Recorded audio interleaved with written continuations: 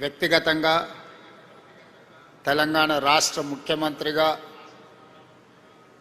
ఈ కార్యక్రమంలో పాల్గొనడం ఒక గొప్ప గౌరవం, అరుదైన అవకాశం. బాబా గారు మనుషుల్లో దేవుడిని చూశారు,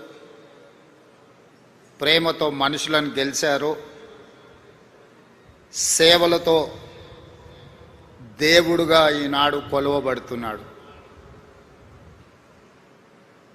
మానవులను ప్రేమించాలి, ప్రేమనే గొప్పది, ప్రేమ ద్వారా ఏమైనా సాధించవచ్చు అని చెప్పి బాబా గారు నిరూపించారు.